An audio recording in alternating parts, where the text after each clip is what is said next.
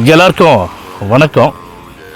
இந்த பதிவில் எதை பற்றி பார்க்க போகிறோம்னா, அதாவது மக்களே, நேற்று காந்திய மக்கள் கட்சி தலைவர் ஐயா தமிழருவி மணியன் அவர்கள் பேசினாங்க. பேசும்போது அவருடைய கருத்துக்கள் என்னவோ அதை மட்டும் சொன்னாங்க. விஜய் அவர்களுடைய அரசியல் வருகையை சரி, விஜய் அவர்களுக்கு இருக்கக்கூடிய மக்களுடைய பேராதரவை பற்றியும் அவர் என்ன பேசினாரு அப்படிங்கிறத நீங்கள் பார்த்துருப்பீங்கன்னு நினைக்கிறேன். இருந்தாலும் அதிலிருந்து என்னுடைய கருத்துக்களை நான் பதிவு பண்ண விரும்புகிறேன். என்னென்னா, அவர் என்ன சொன்னார்னா, நாடாளுமன்ற எலெக்ஷன் வர்றதுக்கு இன்னும் நாள் இருக்குது. அடுத்த வருஷம் 2026 சட்டமன்ற தேர்தலில் முதல்ல வருது.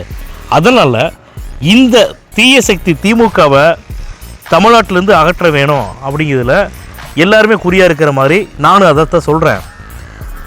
அதே மாதிரி இத்தனை வருடங்களாக ஆட்சி பண்ணின அரசியல் கட்சி ஆரம்பித்த திமுகவாக இருக்கட்டும், அதிமுகவாக இருக்கட்டும், இல்லைன்னா பிற எந்த கட்சிகளாக கூட இருக்கட்டும், அவங்க ஏதாவது ஒரு பொதுக்கூட்டமோ இல்லை மாநாடு நடத்துகிற மாதிரி இருந்தாங்கன்னா, மக்களை நீங்கள் வாங்க வாங்க வாங்கன்னு அவங்க கூப்பிட்டு எல்லாமே வலுக்கட்டாயப்படுத்தி அவங்கள கூப்பிட்டு மாநாட்டில் உட்கார வைக்கணும்.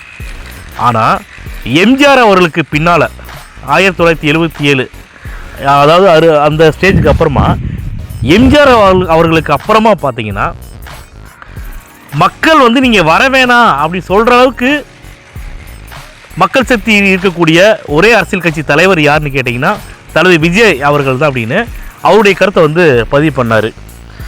நானும் என்னுடைய கருத்தை நான் முன்னாடி இருந்து அர்த்தம் சொல்லிட்டு இருக்கிறேன். எல்லா கூட்டங்களுக்கும் சரி, எல்லா கட்சி கூட்டத்துக்கும் சரி, மாநாட்டுக்கும் சரி, கோட்டர் கொடுத்து, பிரியாணி கொடுத்து, காசு கொடுத்து, எல்லாமே மக்களுக்கு என்னென்ன கெடுதல் இருக்குதோ எல்லா கெடுதலெல்லாம் கையில் கொடுத்துட்டு நீங்கள் கூட்டத்துக்கு மட்டும் உட்காருங்க அப்படின்னு சொல்லி வலுக்கட்டாயமாக கூப்பிட்டு உட்கார வைக்கக்கூடிய அரசியல் கட்சி இருக்கக்கூடிய இந்த காலகட்டத்தில் நீங்கள் வர வேணாம், நீங்கள் என்னோடய கூட்டத்துக்கு வராதீங்கன்னு சொல்லக்கூடிய விஜய் அவர்களுடைய கூட்டமாக இருக்கட்டும், மாநாடாக இருக்கட்டும், அதுக்கு இளைஞர்கள் பட்டால எக்கச்சக்கமான பேர் வராங்க. வெறித்தனமான இளைஞர்கள். நல்லா கேளுங்க, அவங்க தற்குறி கூட்டம் இல்லைங்க, தமிழக அரசியல் வரலாற்றை மாற்றி எழுதக்கூடிய இளைஞர்கள் எல்லாருமே வாக்காளர்கள். அதனால் தமிழருவி மணியன் ஐயா சொன்னதை நான் வரவேற்கிறேன். இதுதான் உண்மை. இப்போ ரோட் ஷோ நேற்று முதலமைச்சர் போனார். ரோட் ஷோ முதலமைச்சர் போகலாம், முதலமைச்சருக்கு பின்னாடி ஒரு 50 கார் வரலாம். ஆனால் விஜய் அவர்களுக்கு பின்னாடி ஒரு கார் வரக்கூடாது, யாரும் வரக்கூடாது இல்லையா மக்களே? அதனால் இந்த சூழ்நிலையை எல்லாமே மாற்றணும் மக்களே. இந்த திமுகவை அகற்றணும் அப்படின்னா கிடையாது, அகற்றியாச்சு. 2026 சட்டமன்ற தேர்தலில் விஜய் தான்